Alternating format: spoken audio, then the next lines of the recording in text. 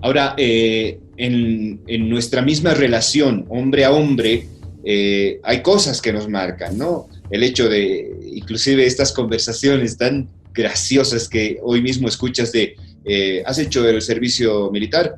¿Has debido hacer la pre? Yo he hecho pues todo el año, ¿no? O sea, esta obligatoriedad que el hombre tiene de casi una carta de ciudadanía, de haber hecho el servicio militar, ¿no? Esto lo que tú decías, de casi parecería un pulso que nos hace más hombres si somos mujeriegos, si salimos con más de una chica, si tenemos como estos cánones de comportamiento. Esto también quisiera que nos hables un poco de cómo funcionamos en nuestro fuero, en nuestra tribu interna, hombre a hombre. ¿Cómo se establecen estas relaciones de hegemonía, de superioridad entre hombres? Mira, con el ejemplo que tú das, y es muy, muy nuestro, muy a nivel nacional, bien arraigado el tema del servicio militar, por ejemplo. Usémoslo como ejemplo. Bueno, el servicio militar tiene que ver con la instrucción para la violencia, ¿no? Entonces, el asumir, el controlar armas de fuego, el tener instrucción militar para una eventual conflagración bélica, ¿no? Todo está diseñado para lo violento. Entonces, dentro de esta masculinidad se valora, se sobrevalora tu rol violento, ¿no? Entonces, y al contrario, cuando tú eres más sensible, digamos, eres un tipo muy pacifista, eres una persona que no quiere abrazar las armas, por ejemplo, el hecho de que tengamos la obligatoriedad normativa en nuestro país del servicio militar obligatorio es una imposición machista, patriarcal, que está naturalizada y que debemos de cambiarla. Hay muchos hombres, ¿no?, en esa nueva construcción de una masculinidad mucho más afectiva, responsable, mucho más respetuosa de los derechos de la humanidad. Hay muchas personas que no quieren aproximarse al tema del manejo de armas, a la instrucción para la administración de la violencia, etc. Entonces, ahí tenemos un claro ejemplo de que cómo se diseña no solamente la cultura, la práctica, la costumbre, sino la norma jurídica y que eventualmente es la que va a definir, ¿no?, las estructuras culturales, ¿no? Entonces, nuestra cultura sobrevalora esos de apropiación de lo violento.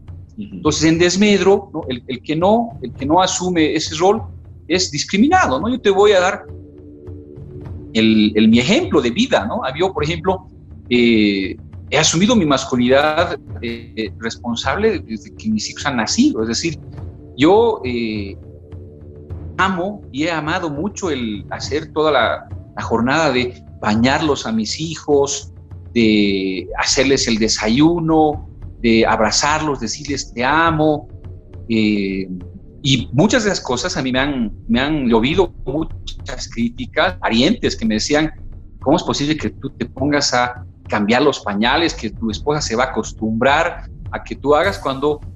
yo decía, qué triste es que ellos se priven de algo tan hermoso, ¿no?, como es tener una paternidad responsable, llena de afecto, de cariño, ¿no? Y eso me ha costado mucho. Te estoy hablando de que son hace 15, 20 años atrás que han pasado estas cosas y que, bueno, yo tenía claro cuál era el tema, ¿no? Pero sí, yo era víctima de muchas burlas, chistes y todo aquello. A mí no me ha menoscabado en nada porque tengo la posición clara, pero sí tengo muchos amigos que hacían esas cosas prácticamente de manera escondida porque claro, eso no les daba un prestigio, ¿no? Y lo otro también, ¿no? Y muchas... hay una sobrevaloración, es decir, como a mí yo me acuerdo que con mucha tristeza, muchas colegas mismas me decían, qué bien, lo que pasa que tú eres excepcional, se sobrevalora eso, ¿no? Cuando en realidad les decía, no es nada excepcional, es simplemente mi paternidad responsable y es algo que yo estoy disfrutando plenamente, ¿no? Y no por eso debe ser sobrevalorado también, ¿no? Claro. Mis obligaciones, ¿no? Pero esto es completamente invisibilizado. Ahora, Pablo, claro, me relatas esa tu vivencia propia y es casi me la imagino y casi las estoy escuchando tanto a las mujeres que te decían, ¿cómo vas a hacer eso? O eres un ejemplo, realmente hombres como tú ya no se encuentran, que no es tampoco el camino, y obviamente toda la discursiva de nuestros congéneres que ha debido ser compleja. Y es que los hombres también quedamos como encapsulados hasta en esto de asumir nuestro género y nuestro sexo de manera más calma, ¿no? De pronto estás entre amigos, solamente hombres, y alguien te dice al oído, che, por si acaso, Alvarito parece que es homosexual. Y de inmediato empiezas con una actitud como, yo me aparto, me pongo, yo respeto, pero no me toques, no me abraces, si es gay y me abraza, entonces inmediatamente voy a ser su pareja, y esto parece una lucha interna que los hombres a veces tenemos que lidiar. Siento que, por ejemplo, las mujeres asumen mucho mejor la homosexualidad de mujeres, pero nosotros los varones asumir desde nuestra sexualidad, desde nuestro género, nuestras relaciones también se complejizan. Claro, el problema está en que tenemos una estructura cultural diseñada de tal manera de que cualquier señal que tú puedas mostrar contraria a lo hegemónico es visto de una manera completamente negativa.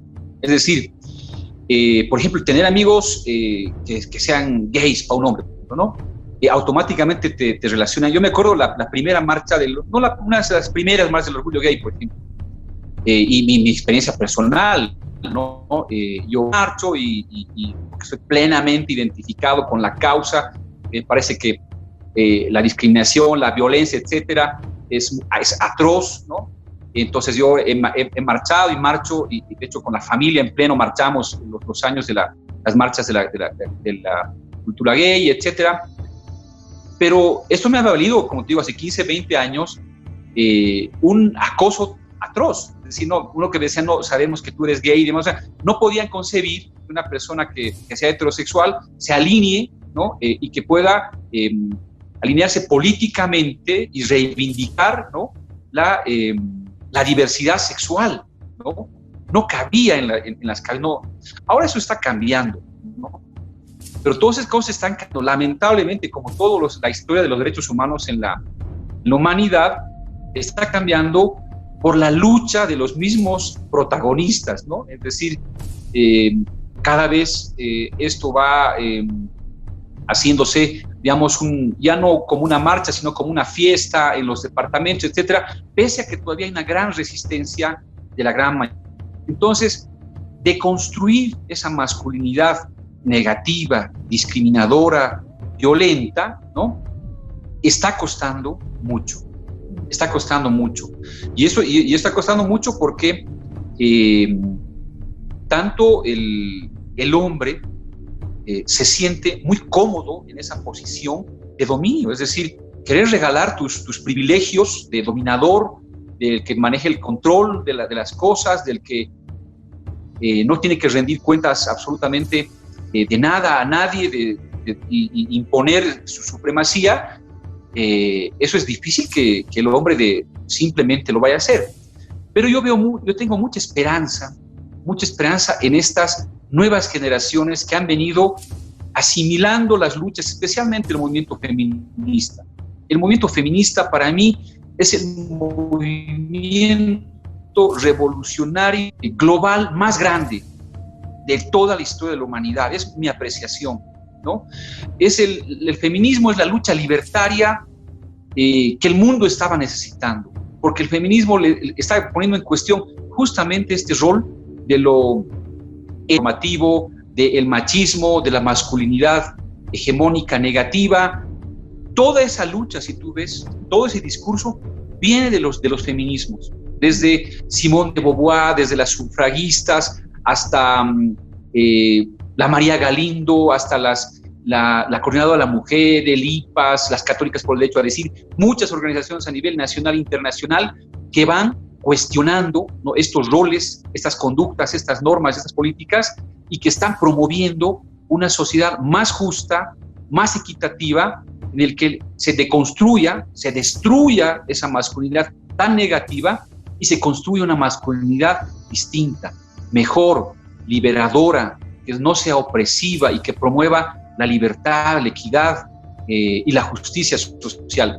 No puede haber, a mí una de las cosas con las que sueño es que un año, los primeros de mayo, la Central Obrera Boliviana salgan a marchar a las calles y digan: sin equidad de género, sin igualdad, sin una masculinidad afectiva, no puede haber justicia social, ¿no? Hay que apuntarle, porque una de las grandes demandas de nuestra sociedad es la justicia social, y no hay justicia social en ninguna parte del mundo donde la mujer sea víctima, sea la oprimida, la violentada, y el hombre se ha construido culturalmente para oprimir, para violentar y para someter. Entonces, yo creo que estamos en este momento en un proceso, a mí siempre digo, está un proceso muy lindo, en el que estamos en los albores del inicio de una gran revolución global, donde de la mano del feminismo vamos a transformar el mundo. Qué lindo esto, Paulo. Yo te quiero agradecer una vez más el que hayas aceptado conversar con nosotros en esta otra nueva emisión de Sapiens. Y así como tú has expresado tus sueños, yo también sueño con que un día el feminismo no deje de interpelarnos tanto como nos interpelemos nosotros. Ojalá nosotros los hombres construyamos círculos afectivos, círculos de construcción social, donde nos demos cuenta que más que por generar una relación equitativa entre hombres y mujeres, por una necesidad auténtica de curarnos nosotros, nos podamos encontrar en otra forma de construir nuestras relaciones, otra forma de construir nuestra sociedad, otros empeños y otras aspiraciones para generarnos a nosotros también eso que nos está haciendo tanta falta y que creo que lo abandonamos en cuanto soltamos la teta de nuestra madre, que es querernos, que es sentirnos vulnerables, que es tener la necesidad de decir un te quiero, de abrazar o de llorar, sencillamente quebrarnos ante una situación que nos ha superado.